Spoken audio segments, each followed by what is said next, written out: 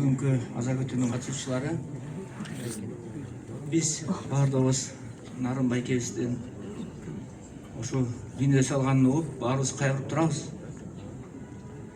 Азыр Зайнидин менен Исанбай экенин сөзү жүрөктү ого бетер оорутуп атат. Бул ишинин тарыхый мааниси эмне да?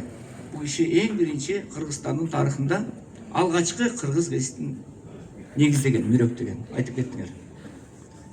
Кыргызстандын тарыхында КДКга ошол мүрөктүн атынан келип мүчө болду.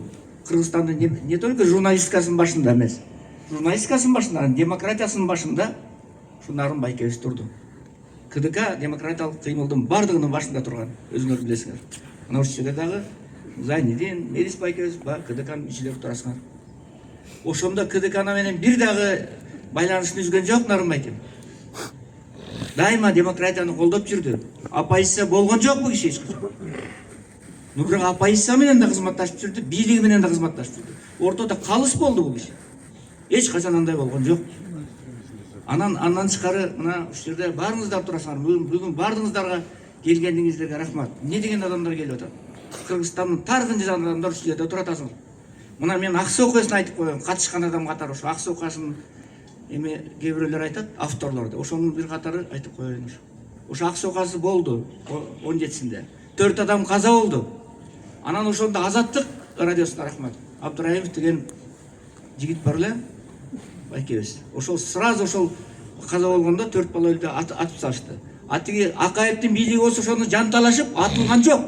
Жөн эле бар өзүлөрү таш менен урушту тигүү деп, ордун баг, ок тигендердин баарын ордун эметип, чукуп башка кылып, ошентип атканда Абдыраимов келип Азаттык сразу эмеге берди, Бишкек каналына. Мына Кыяс, анан Молдокасымов сразу ошо которуп Нарынга берди, Прагага.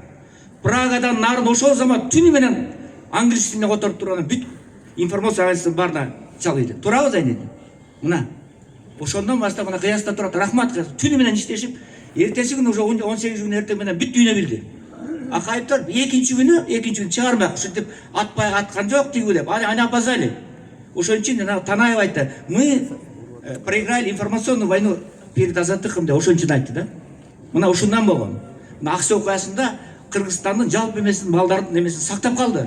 Ушу Нарындын эмгеги. Андан тышкары Нарында айтып отурса эми көп нерсе. Мына ошол эле кимди айталы? Кемпироватты айталы. Эми чек ара маселеси чечилип атат.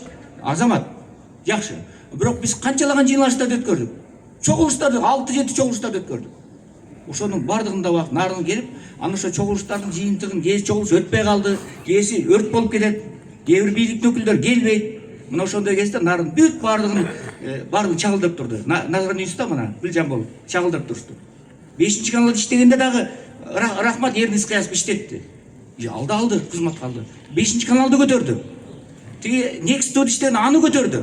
Мына эми 7-чи каналда айланайын. Мына Ильяс колуңду кармап коян аны. Рахмат, өмүрүн берсин, ошо арбага колдосун. Мына ушул эч кызматы жок калганда Ильяс алды кызматка. Муну ачык айтыш керек. Мага келди. Тук эмне кылам? Эч жерде кызматка болбой атат. Албай атышат. Мен оппозиция катары көрүп атат деди. Анан Ильяс ыйманы бар бала экен, алды. Рахмат, 7-чи каналга рахмат, бийлиге да рахмат. Эмнеси болсо дагы. Алды, иштеди. Мына 7-чи каналдын ролун көтөрдү. Ошондо дагы бүт баарын берип турду. Тиягында биягында берип турду. Мындай эмне? Анан мен айттым, мага Улан Алымкулов деген чыкты. Атайын Прагада иштеп кеткен жигит Азаттыкта. Байке, бийлик менен кызматташып жүрөсүз. Ушул киши 70-ке чыкты. Мына 2 жыл мурун. Ал 70-ке чыкты. Мен билип атам. 70-ке чыкты. Анан ушул киши бир сыйлык жок экен, бир айтып коесузбу деди. Анан мен өзүнө чыгып, ана кой, эмне кыласың? Бир эметели десем, такыр болбой койду.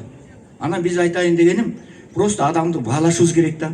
Ушул киши албаган медалды, ушул киши албаган орденди ким? Анан бул кишинин жарымына жетпегендер, ак үйдө туугандары, колдоочулар барлардын баары, бул кишинин жарымына жетип окуучулардын баардыгы медаль орденин баарын алышты. Бул кишиге бир жөнүн почетный грамота берип койгон жарган жокпуз. Мындайга болбош керек да. Ошон үчүн мен мына азыр Едил Жолдубаевич катышып отурат. Биздин арабыздан чыккан инсан, мына лидер азыр, бийликтин өкүлү.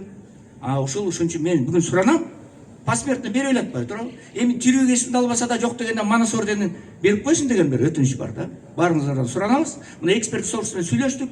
Бүт бары қолдаштық мына отырғанда. Кешеден бері 2 күннен бері чоғылатабыз. Бары қолдады, эми басып бердім мен. Башканы айтпай, жоқ дегенде ушул манес орден беріп қойсын. Жоқ дегенде деп Садыр Нургуловичтен сұранатабыз. Ошон үчүн жатқан жері жайлы болсын, топырағы тұрқы болсын. Биз ойлойбуз, бул бир чоң демократтан аскаларынын бири кетти деп ойлойм да. Рахмат. Урматтуу агайын тууган.